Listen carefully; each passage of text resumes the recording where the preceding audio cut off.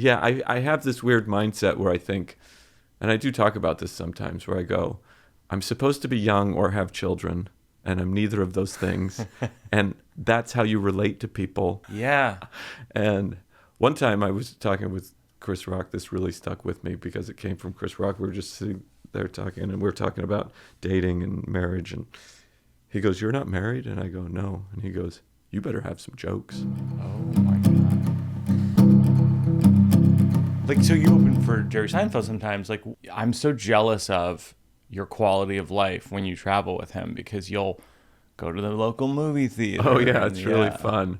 Well, he has one of the things I've learned from him is that how to live as a comedian, which is like he's really spent his life like honing this, his craft, but also at this point probably close to 50 years, right? As a comedian.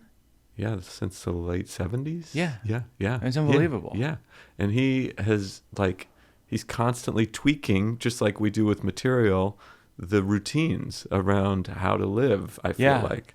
So it's great. Yeah, we go to the gig. I mean, we do the gig, and all the travel's also really fun because it's like you have your seat and it's like, okay, this is where you sit in the car and now we don't ever have to worry about it again. Yeah. So every time it's just like everybody goes to their seat. Yeah. And then we do the show, walk off the stage, go to the next city, and then the next day is really fun because it's 9:00 breakfast. Doesn't matter where we got in, what time. We meet at Jerry's. Regardless if you get in at 3 a.m. or 10 p.m. Yeah, 9:00. So at Jerry's door, then we have breakfast. Then we go to a movie, and the movie's all pre-planned. And what's in the theater these days? He chooses every week, and it's like a private screening of so every week he has chosen. He doesn't really remember until we get there. I mean, this is fantastic. It's great. This is the way to live. Yeah. But it's very simple. It's very simple. You start with $1 billion. We take your $1 billion. We could do this version for ourselves. I mean, mostly. What's the carve out for us? When it's not Jerry and it's just you and me on the road, could we do a variation on this? The hard part is getting to the next city early enough, like the night before. That's true. You have to get there the night before to have this day, kind of. That's really the viable, hard part. That's viable. Yeah, you get there the night before, then we do breakfast, then we can go to a movie. Yep. I mean, it's not going to be scheduled, but we could find won't rent out the whole theater like they did in the movie Annie. Yeah. No. But it's fun. It is fun having the private screening because you talk and that's part of the thing. Yeah. It just becomes part of the thing. Yeah. Jared would be like, "What do you think, Ryan? Is this guy going to die or what's going on?" It's fun. It's fun that way. So, and then we go to lunch. And lunch is we just find a place. We just find any place, random place. We go to lunch. And then we go for a half-hour walk, generally. Oh, that's nice. Yeah. And if it's rainy out, we'll walk on the treadmill. We talk about our bits, what we're going to work on that night. Yeah. And then we have a few hours to write, meditate, whatever. And then we do the show, and then it's great. But it's very simple, but it's a routine. You kind of know what to expect every time you do it. How many days does he go out in a row, or is it weekends? I've only done a Thursday, Friday, Saturday with him once. I think generally it's he does a Friday, Saturday. Friday, Saturday. Yeah. I love learning about how to balance comedy and life from him. I love that because I feel like I have no balance. Whatsoever. Yeah, really? No, you seem like you're so productive. How do you not have balance if you're so productive? I think I'm very productive. Yes. I think I have no balance of the life stuff. Really? The stuff that you're describing, I think I don't have that. Oh, you have a whole family. You do well. I have a family, yes. So what's missing? The I don't want to make this about me. But this is fascinating. No, but it's the reason I'm enthralled in this. I have the opposite problem because I feel like I just am focusing all the time on balance, but I don't get anything done. Oh, interesting. Oh, what? Come on. Yeah. You have so much. I mean, I saw you at the cellar. You have so much material. I'm constantly creating, just because I get on stage constantly and I force myself to try something new, but I'm not at home forcing myself to write as much as I should. Yeah. It's just like I just schedule the spots, and then eventually I have some new material. I hate to admit that, but that's a lot of the truth of it. And I'm trying to get better, because I know when I'm writing and forcing myself to do the combination of the two, I'm much more productive, much faster. I mean, my last special was 7 years ago. Oh, that's interesting. It's a long time. You're filming in October. Yeah. In Seattle. 2 shows. Yes. And what will you do to prepare between now and then? Between now and then, I am really just tweaking, like I'm really working on the order of things, fine tuning. It's the meticulous part. It's the least fun part, I feel. I hate it. It's the least fun of all of the stuff. It's all fun. What goes first? What goes second? What goes third? What do you close with? Yes. Do you know at this point what is 1, 2, 3 and what closes? I'm still, basically, I think I do. I know what I've been doing, and that's kind of what, otherwise I'd have to make a dramatic shift, and I'm a little scared to make a big dramatic shift this close to it. So I think I know, but the opener is still not, I'm not happy with it. I don't feel like it works with the flow. I think it's always nearly impossible to write a great opening joke. It's so hard. Mulaney said it the other day. He goes, me and Fred Armisen and Nick Kroll opened for Mulaney collectively. We were like special guests. It was super fun. Yeah, it was that's amazing. Amphitheaters, it was unbelievable audiences. But it was funny because even John, one of the greats, if not the greatest, working right now, is like, it's impossible to write an opening joke. Really? Yeah.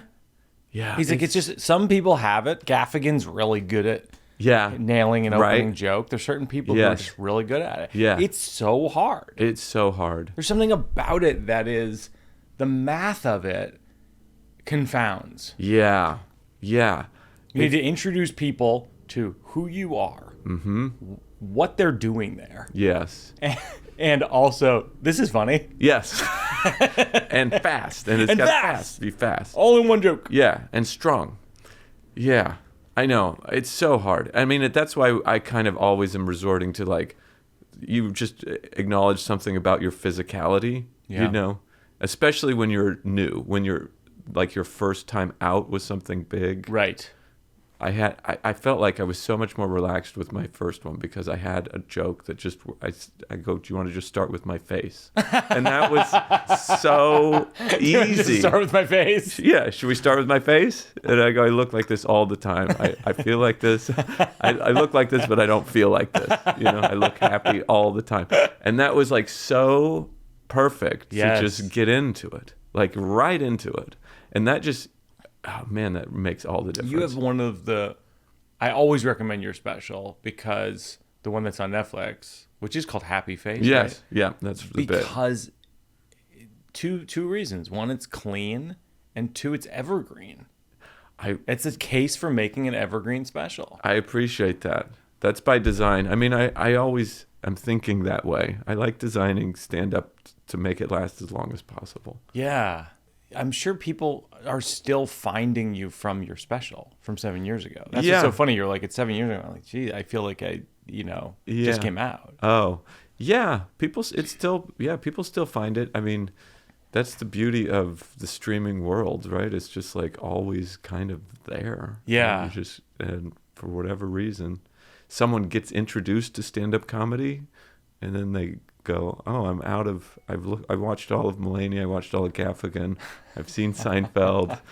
Nate's this new guy. I'm really loving Nate. Yeah. And then someone will go, there's this other guy if you're really like looking for more. Yeah. And then they'll watch me. And Nate Bargatze is directing this special, right? Yeah. Producing and directing the special. That's great. Yes, it's really exciting. It's really fun. I'm so excited. I mean, we've known each other for so long. I've always admired. When I first moved to the city, I was like, this guy, I've just been a fan of his from day one. Yeah. So, I'm really excited. He's a riot. That's great. Yeah. It's just, he's great. He's great to work with. It's been really fun. Yeah, it's cool. It's a cool thing. Last week on the podcast, Fred Armisen and I discussed what to do when you have an icy audience. Oh. And Fred, this was surprising. Fred said he chooses to not break the ice, which I thought was an interesting take. What do you do when a crowd doesn't warm to you at the outset? Oh man, I have a compulsion to start talking to them. Mm-hmm.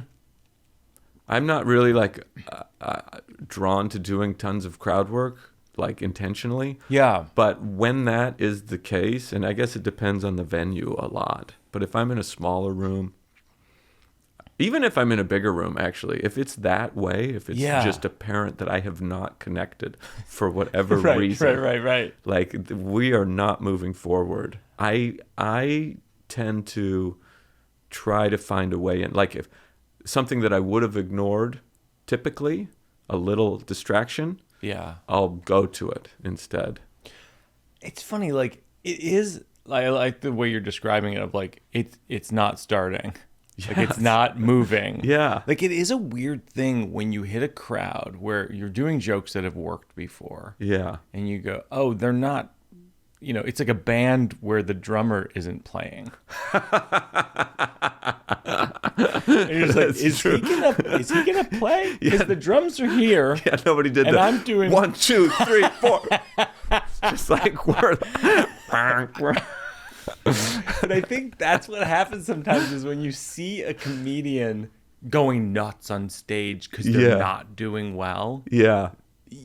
Like, you don't realize that's what they're experiencing. Yes. Because sometimes you see a comic and they're like, hey, how come no one's giving it up for blah, blah, blah? And you're like, well, I don't know. It's up to you to do that to the crowd. My favorite is, oh, you guys are a good crowd. You guys are a good crowd. You know that they're like panic. You guys are a good crowd. You guys are good. Line. Yeah, just like... How do I make them a good crowd? Oh my God. That is the funniest observation. When a comedian says you guys are a good crowd, you know they're panicking. They're bad, Because why else would they be talking about it? Yes. And you can't if you've learned this lesson a few times. If you say they're a bad crowd, sometimes they believe you. It doesn't help, you know? Oh, it's the worst. It's the kiss of death. Yeah. So like, how come this crowd isn't laughing? It's like if you say they're a good crowd, it'll just make it true somehow, you know? Oh man. But it's funny, like that is, you know, obviously this massive phenomenon of crowd work clips catching on. Yeah. But people don't realize, I think often, is that like the thing you're saying, which is that it's a device that comedians use usually when the show isn't going great. Right. And the reason you're doing it is because you don't have much material that is connecting with the people. So you're like, well, I could talk to them. I see what they're up to, and then maybe I might have some jokes about it. But the crowd seems to love. I mean, it does wake them up for some reason. They're just like interested. Well, it's about them. Yeah, I guess it becomes about them. It's like, oh, it's about us. Great. Yeah. That seems good. But it's crazy how it is, from a comedian's perspective, I think it's crazy that these crowd work clips have taken off. Yeah. Because from our perspective, we're like, oh, it's a crutch. Yeah. It's what you do when it isn't working. And the internet's like, we love this. We love it when you do the thing after it's not working. That's our favorite part. We don't need the jokes that you've written for years. I was doing this thing where I was talking about crowd work on stage, and I would ask the audience, what do you think is more difficult? Doing crowd work or coming up with a joke? And they would always go, crowd work, and I would go, you're wrong. Oh my God, that's so funny. Because when you explain it to them, it's like so hard to craft and write and do this thing, but crowd work, and then I would go, I shouldn't even, I can't, it's not that I don't respect great crowd work, but it's just interesting to analyze it, you know? No, I respect it too. I mean, Todd Barry's great at it. I mean, there's fantastic. A lot of people who are great. John Lasseter's great at it. Yes, there's a lot of people. But I was I was talking about, and then I would go, I can teach you the 4 pillars of modern stand-up comedy. First, where are you from? Yes. If you can respond to these questions, are you on a date? Relationship is always great. If you any kind of relationship thing. What do you do for a living? And if everything else fails, then like you just nice shirt. You comment like nice whatever kind of awful attire they have on. And if you can master these 4, then you can become a great modern stand-up comedian. No, it's true. And what's crazy is I was going to post. I decided not to post those intentionally, but now here it is on the podcast anyway. Did you see? You grew up in Idaho. Yes. You see someone in Idaho doing stand-up? Was that the first place you saw it live? I did stand-up comedy before I saw anyone do it. Really? Yes. There was nobody. I mean, I was watching it on television, and I got really interested in it. But, yeah, I wanted to be a newspaper columnist. Did we talk about this before? A humor columnist, like Dave Barry. Okay, that makes sense. Yeah, that makes sense. There's Dave. I don't know if you know who Dave Barry is. Dave Barry, yeah. He was fantastic. And I would read his thing every Sunday in the paper when I was like 12, 13, 14. And then I called the county newspaper in Idaho and said, can I have a column? Because he has one. He has one. Sure. And at this time in rural Idaho, they would just go, yes, because, why not? And so I started writing this column every week. And that was kind of my foray into comedy. And they published it? They published it. They paid me $10 when you were in high school? a week. Yeah, I did that all through high that's school. Fantastic. Yeah. What a gig. Yeah. It was, they're terrible. But I tried to make it about what was going on in high school. And it was a little news driven, but I tried to be funny. And they let me try to be funny. And then the television station called me, and they were like, do you want to learn how to shoot sports? We hear you're interested in journalism. Yeah. I go, sure. So I would drive around and shoot sports, and then the sportscaster guy, he liked to be funny. So I would run back to the station, and we would edit and write copy, and we would try to make it funny. And every once in a while I would get a joke on the air, and he would credit me. Yeah. He would go, that's Ryan Hamilton. Yeah. And it was just this weird foray. And then I had a radio show in college, and we were interested in stand-up, a couple of us. So we started producing stand-up shows for our radio station. Yeah. And that was the first time I did it. And I'd never been to a stand-up comedy show. Wow. Yeah. I had a similar thing when I was in high school, but I didn't get published. I was a big Boston sports fan. And there was this Boston sports writer named Dan Shaughnessy who wrote for Boston Globe. And you? I wrote him a letter. Oh. And I said, this is a column I wrote. Really? Every columnist really wants a child to send them the column they wrote. I said, this is the column I wrote about the baseball strike. This is 95. I wrote a column about the baseball strike. Wow, about the strike. Yeah. And then Shaughnessy called my house. Really? He called me. Wow. I wasn't there. That's so cool. But he called my parents and was like, oh, your son's a good writer. And wow. He could maybe have a future in this. Wow. Yeah, it was really sweet. That is really sweet. I know. That's very cool. Well, see, if you grew up, that's the equivalent. If you grew up in Idaho, you would have had a column. You can't get it. You can't get a column. You can't get a column in the Boston Globe. It's too big a market. Yeah, no. Idaho, they give it to you. Yes, honestly. Yes. Sometimes in my first special, I had these jokes about how you really can become a well-rounded person living in a rural place because you have to do everything. It's not like you get to do everything. It's you have to do everything. Oh, that's funny. Like if you're not in the music, you have to make the food. Yes. You have to grow the food. Yes. And you have to be star in the musical because if you don't, it doesn't exist. That's true. So it's like you do everything. You have to be an athlete. You have to be an artist. It doesn't exist otherwise.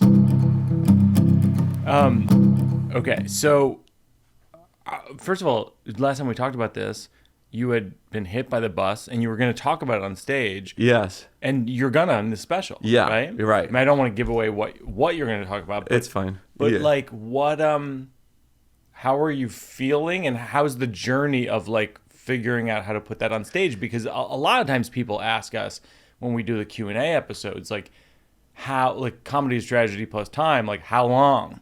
Yeah. You know, it's like getting hit by a bus. It's like, how long after getting hit by a bus can you make that material?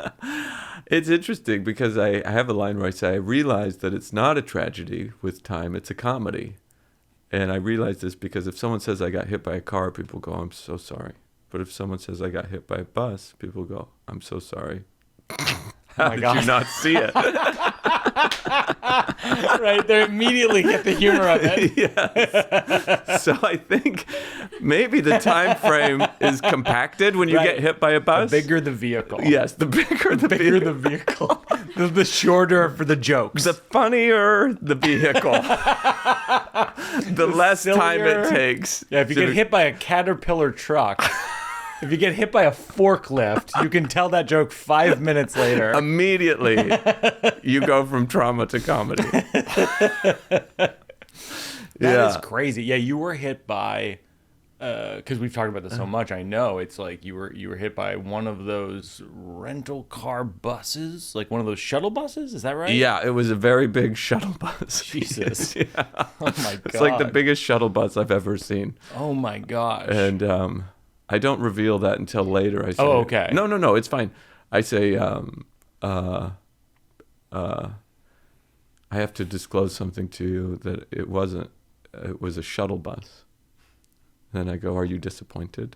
Because the audience is truly disappointed. Because I've talked about it for like 20 minutes, and then they're like, and I go, but it was a big shuttle bus. I don't know if are you wondering if you'd be happier if I was hit by a bigger vehicle now. But it is a shuttle bus, yeah. How is it, what's recovery been like? What's been the hardest part of recovery? Man, in the beginning was definitely the hardest part. It was just like I couldn't understand if I was going to get my life back. Oh my gosh. Just like, am I going to be able to do the things I used to do? Like, I didn't know if I'd be able to really perform. There was a long time where I couldn't breathe properly. So I'm like, am I going to be able to, like, is it going to, first of all, I'm going to be able to travel to go to these shows? And am I going to be on stage kind of like always wondering if I'm going to have enough air? You know, I could talk, but it was like, can I perform? Can I project? Like, stuff like that. And, 'cause when you were lying in bed, could you not speak and breathe in a way that you formerly could? Yeah, for sure not. Yeah, I mean, that's I was going to keep all my shows for a while, like for a month. I didn't cancel anything and didn't tell anybody. And then I was like 10 days out from these big shows, and I was like, I would try to practice, and I'd go and then and it was just like, I can't do it. I can't be on stage, and like they're gonna know. Right. And if they know, then I have to talk about it. And I was gonna just use one arm because my other arm would have to be. So, yeah, that was the hardest part. I think just thinking about and wondering, like, what am I going to lose, or am I going to lose anything? And I had this like depression in my back where the bones were like, like my rib cage was kind of collapsed, and I was like, is it gonna be like that all the time? I would look in the mirror and it would be like, I don't look right. Oh my gosh. And so that was the hardest part of like, just, I mean, wondering, and like, but it was really motivating to do the work that I had to do to get healthy. You just went hard physical therapy. Yeah. And it's a habit that it's interesting because it's like, my therapist I always remember talking about this, going, you don't know what good is going to come out of these bad things. And it's really hard to hear it sometimes. You're just like, I know that, but like, come on. This is like, I have a line where I say, people say, you're so lucky. You're walking, you're talking, this could have been a lot worse. And I don't want to be ungrateful, but I didn't feel lucky. I wasn't laying in front of the bus going, wow, I'm on a hot streak,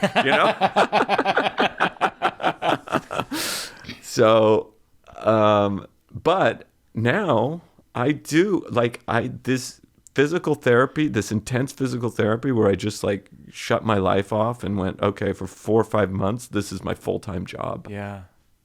That created this kind of mindset and habit where I realized when you treat your body in a certain way, it will respond. Right. And it's amazing. It will heal and do things that you didn't think it could do. Yeah. Like I'm not perfect. I have weird things occasionally, but I'm pretty much good. You know, No, even you describing this didn't work and this arm didn't work. I'm like, oh, you look 100%. Yeah. I still like when I'm training with my trainer, it's like this arm is way behind, but it's slowly catching up. You know, he's always like, there's something wrong with you. And I'm like, I know, let's just keep going. But it kind of created this mindset and habit. And it's just, I do think in a weird way that I might be stronger than I was before the accident. Yeah. Physically, you know? And so. Do you feel like you're better as a comedian? Think you learned? Do you think anything that you had that in the recovery applied to your stand-up?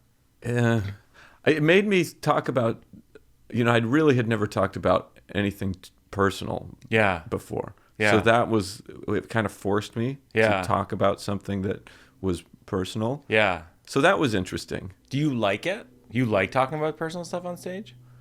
Not really. No. I mean, I guess I'm getting better at it. I don't know. I don't really, because I don't know. I always feel like if I was married or something, that I would open up a lot more. Do you think so? Yeah, I have this weird mindset where I think, and I do talk about this sometimes, where I go, I'm supposed to be young or have children, and I'm neither of those things. And that's how you relate to people. And I go, there are people in my demographic, but it's not enough to make a career out of. Like, I have to relate to people. That's true. And so every day that I get older, or my job gets a little harder. That's kind of the mindset that I have. Because most people are in your age group have kids or are married. Yeah. And the people coming to see me, I get a little different from them every day. Yeah. And one time I was talking with Chris Rock. This really stuck with me because it came from Chris Rock. We were just sitting there talking, and we were talking about dating and marriage. And he goes, "You're not married?" And I go, "No." And he goes, "You better have some jokes." Oh my God. And I can't stop thinking about that, because it was one of those statements where it just hits you in a way where you go, that's true. You know? Yeah. Let me go to the slow round. Okay. Here's what someone said in the comments last week that I thought was so funny on YouTube. They go, "You don't have to say it's the slow round anymore. We know." They go, "Just keep talking. Just keep asking questions." Like, all right, apparently it's not adorable to you. Yeah. Was that good or bad? Yeah. Sometimes the comments are too familiar. Yeah. Right. Like, get off my back, Mom. Yeah. All right. Who are you jealous of? Oh, who am I jealous of? Oh. And second question is, who are you jealous of that you thought of but didn't say? My first thought was anybody selling tickets. I'm just jealous. Yeah, anyone popular. I'm just jealous of people who are selling tickets. Yeah, I just want that experience where you just like post your dates and then people show up. Yeah. Sell out. And you don't have to like get the call like, tickets are low. Can you do a shout out? You know? Of course. I mean, I've talked to people at the highest levels and lowest levels of comedy and music, rock and roll, who still, when they put a tour on sale, they go, "Is anyone going to show up to this thing?" You really find out. Yeah. You put your tickets on sale. You go, "Oh, yeah, people still care about my comedy," or I guess I'm done. It's kind of like I guess I'm cooked. Yeah. But it's everybody. Yeah, I guess it is everybody. I think it is. Yeah. No, I don't think I've spoken to a single comedian or musician who doesn't experience what we're talking about. Right. Because whatever it is, you're just at a different level of it, you know? And so it's like, can I do it at this level? Yeah, and also like you don't know if year over year over year if people remember what you did last. Right. Yeah. It's so out of your control. Yeah. Right. Yes. The whole thing, how people consume stuff. What is something that you believed 10 years ago that you don't believe now? 10 years ago.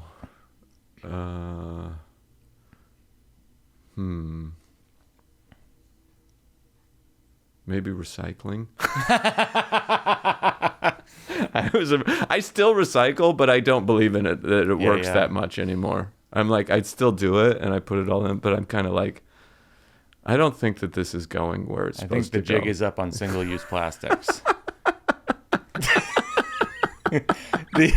There's always the wishful recycling where you see a lot of single-use plastics. Come on. Have you read any articles? This is going in the ocean. I mean, sometimes I think it's good, but it's not as good as maybe what they could do is they could coat the inside of garbage cans with pictures of ducks with the soda ringlets over the thing. And then you think about it a little bit. You go, like, maybe we'll cut up the ringlets. Yeah. Maybe we'll be more cautious about what we put in there. I haven't seen those soda ringlets in forever. Oh, the soda ringlets. It's been a while for this. For a period of time, those were almost exclusively murdering birds.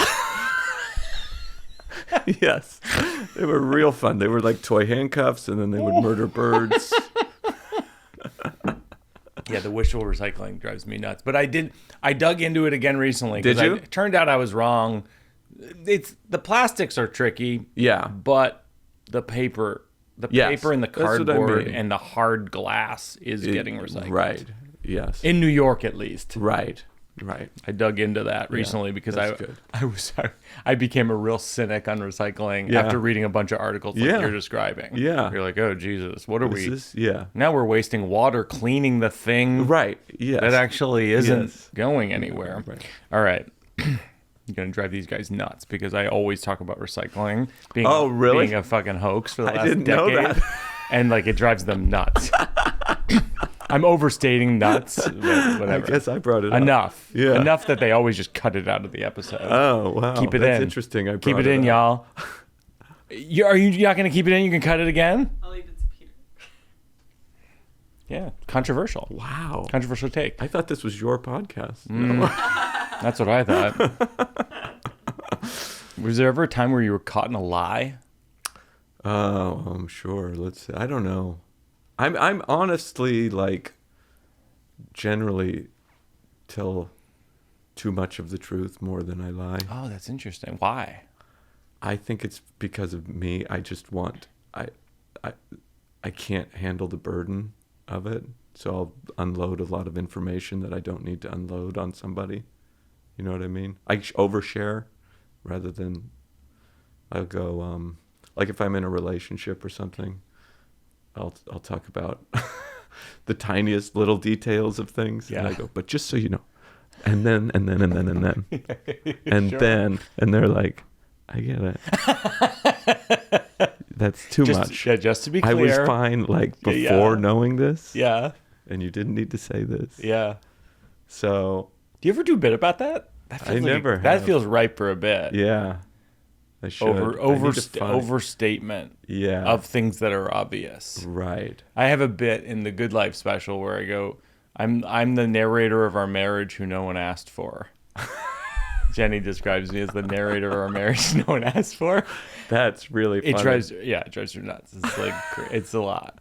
I'm a lot. That's kind of being a comedian, though. You have to be the narrator of your life. I know. You're doing crowd work.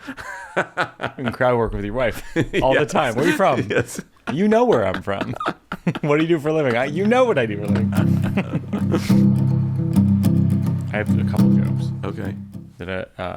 I'm at that stage where I'm at the beginning of my next special because I just filmed, and so I'm going like, I'm kind of going through things that were in my notebook that like didn't quite fit with other things, like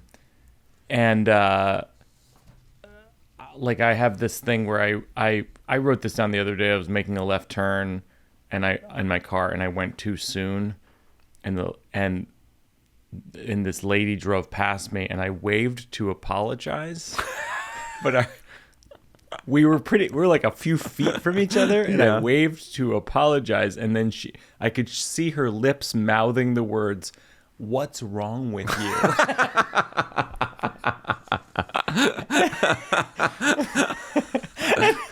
and it kind of like, it kind of blew me wide open, because I was like, what is wrong with me? Like, it's weird when like a life heckler is right. Like, you're not like screw you. It's like, what is wrong with me? Maybe I should ask her to pull over and have a cup of coffee, and like we could brainstorm what precisely is wrong with me. There's a lot. Yeah. That is a very funny thing to say to another driver. What's wrong with you? It's like most people would say like, that you missed the turn, whatever.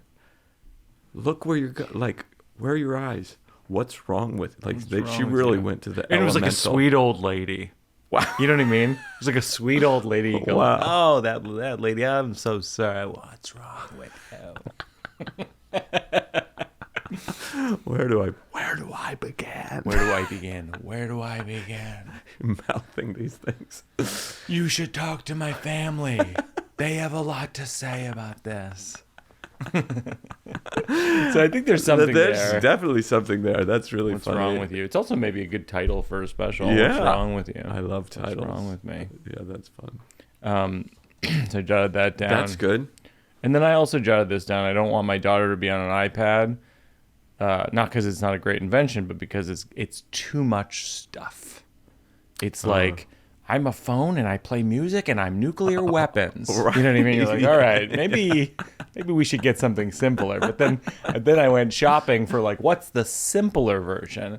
And it's like not enough. It's like the Amazon Fire, which is like the PC version of the iPad. And it's like I'm a record player and a fax machine. Like, it's so simple. You're like, no, we need more than this. Like, how do we split the difference? Yeah, that's interesting. Why don't you want her to have everything?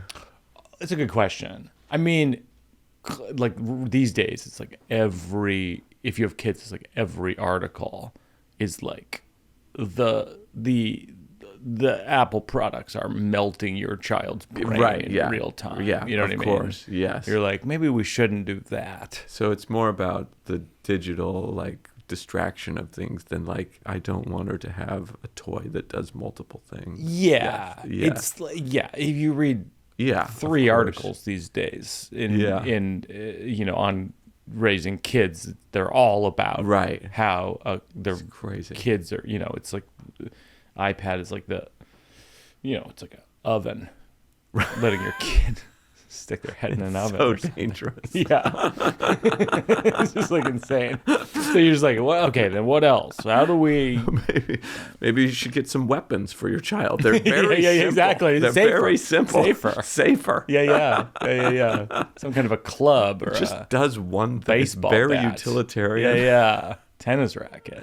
So those are a couple things I jotted down. Do you have anything in your notebook right now that's sort of new? Or it's funny. I saw you at the cellar recently. And I was like, is that in the special? You're like, no. No, I was like, you have a lot of new stuff. I've been doing all this stuff that's not in the special at the cellar because it's so hard to work on these long bits, right, in 15 minutes. Yeah. But I have a couple of pieces from the long bit that I'm trying to fix and I'm adding. Yeah. I have this thing about buying marijuana with my mom. Yeah. Oh, you did that. I did that because I was very anxious and I couldn't get over it. And we were in California and I'm with my mom and she's like taking care of me.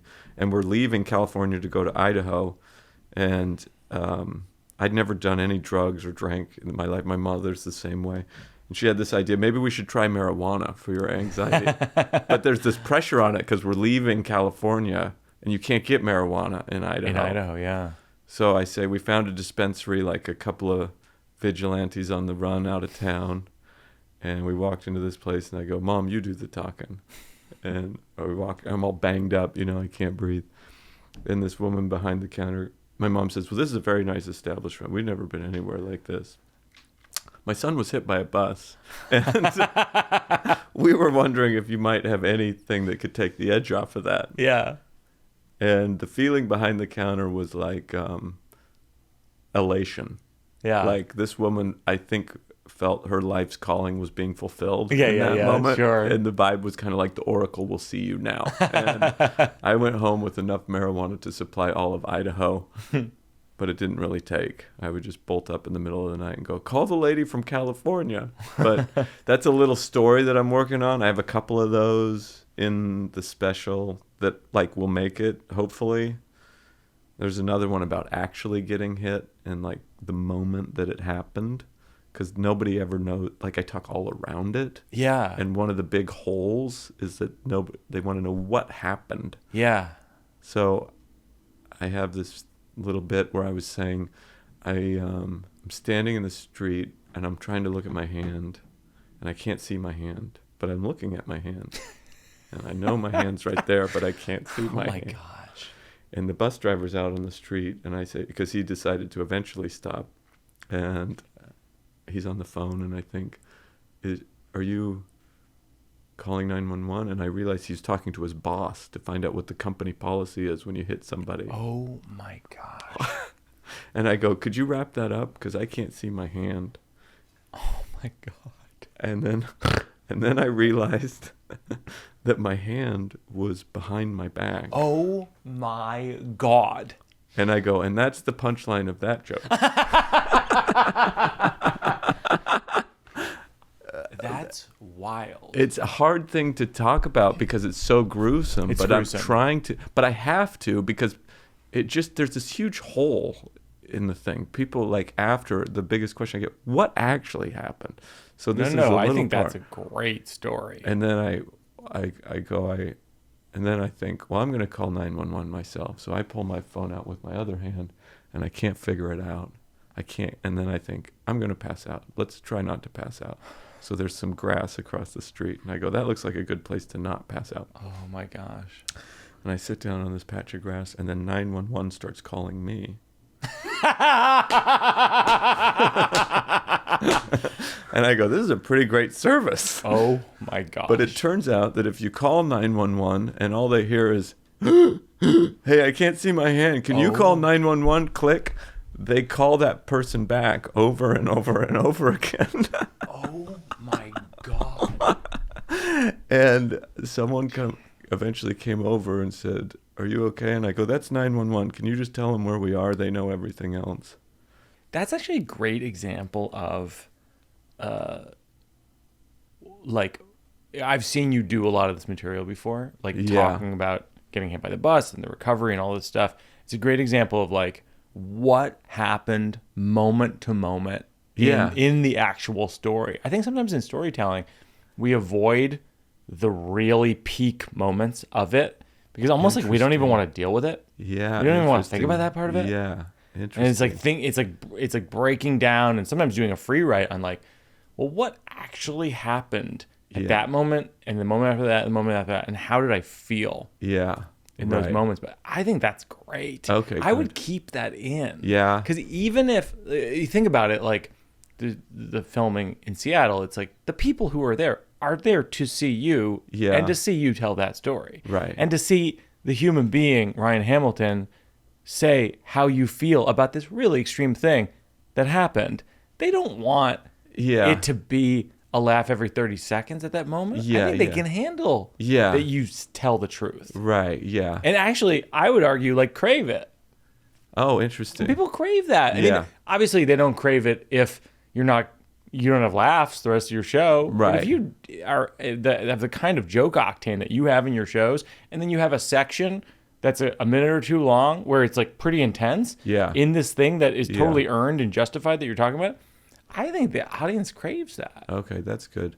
I tell myself over and over again every time I perform all of my shows. No.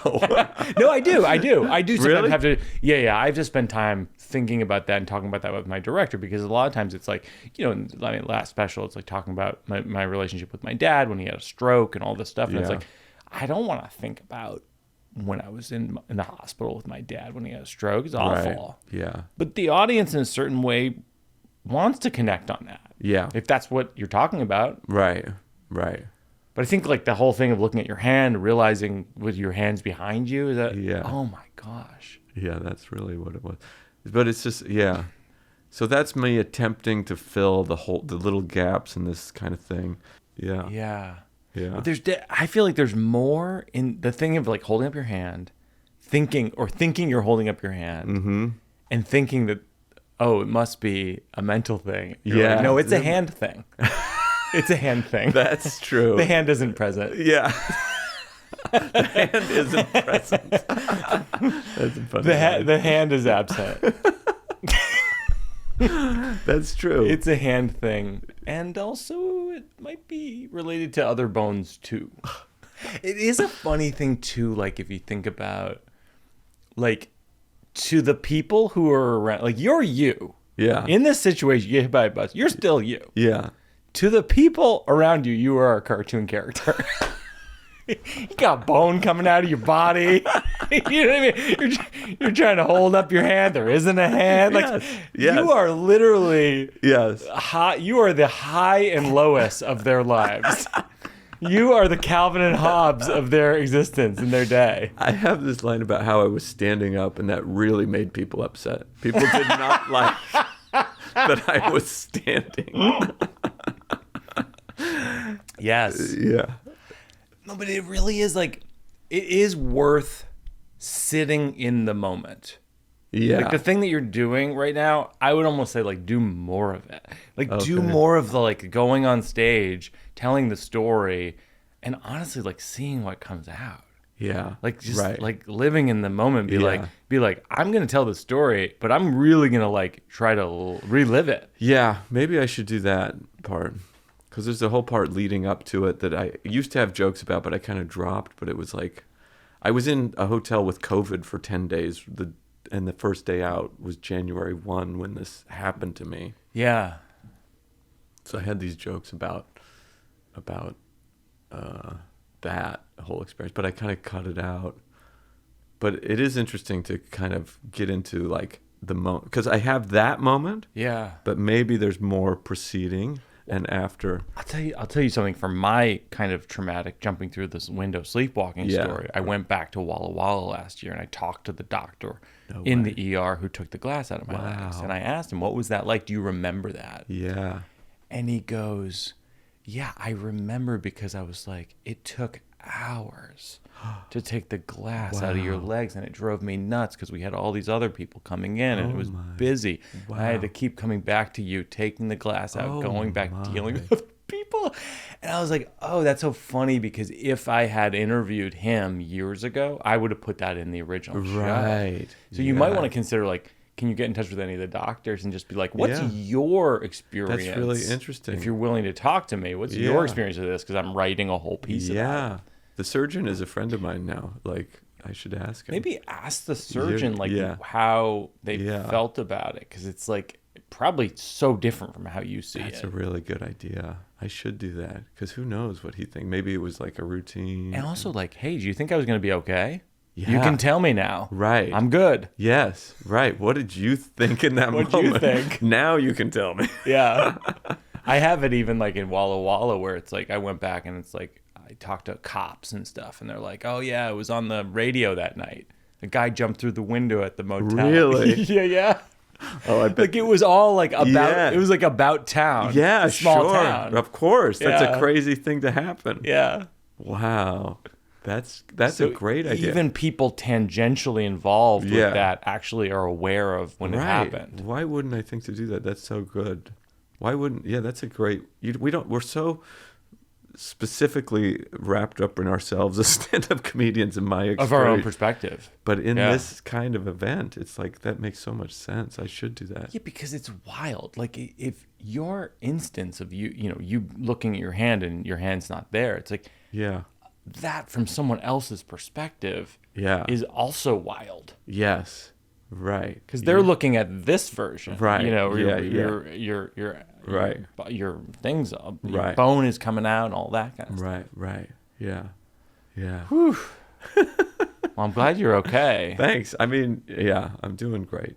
It's those were kind of like, I have other stuff. I don't know how much. Oh, yeah. What else you got? It's all great.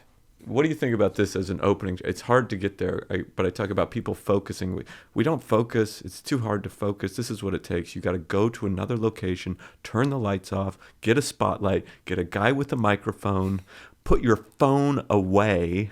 Like, you got to put your phone in another place, and then they go, now we're ready. And I go, you want it. You want your phone. I know you want it. You're proud of yourself that you put it away. Yeah. Right now you're going like, I knew I could do it. I knew I could do it. Yeah. And when you leave here, you're going to go, if I'm called upon to put my phone away again, I know I have that in me. There's little things like gnawing at you, like, how tall is this guy? And you'll never know. You'll never know. Because you won't remember to Google that later. Yes. And even if you do, you go, I don't know that guy's name. I don't know. What am I supposed to Google? Poor man Seinfeld? Is that what I'm supposed to? But it leads into this thing where this is kind of like the core. Maybe I'll open with this where I go, but I'm glad we're together because this is rare. We don't gather. We're not socializing as groups. And I love this, but I don't know if it will last. Things are fickle. Maybe one day you'll be walking through a museum. You'll see a guy in a glass case with a microphone. There'll be a little plaque down at the bottom. They'll go, society was very anxious. So much so that they would actually plan their laughter together at specific times. And they would gather themselves in laugh rooms throughout the country. And there were laugh leaders who would try to encourage them. But it was ironic because they were often angry or sad. Oh, that's so funny. They were often angry or sad. Yeah. But it's like very self-referential kind of thing, which I normally don't do. You could also point out that at rooms called Laugh House. Yes. And Laugh Hut. Laugh Hut. Yeah. And Improv, which was odd because they never improvised there. Yeah, they never. Okay, so the last thing we do is working out for a cause. Is there a nonprofit that you like to contribute to? And we will contribute to them and then link to them in the show notes. Yes, that is so nice. I do a lot of events for this group, Scott Hamilton Cares. And it's a cancer research, which had affected some people in my life. And Scott Hamilton's a great guy and great organization. So that's a good one. Great. Well, it's called, the URL is scottcares.org, funding advanced innovative research that will turn cancer upside down. We'll contribute to them. Great. We'll link to them in the show notes. Ryan Hamilton, so excited for your special in Seattle. Thank you. This was really fun. This is great. Appreciate the it. best. Yeah.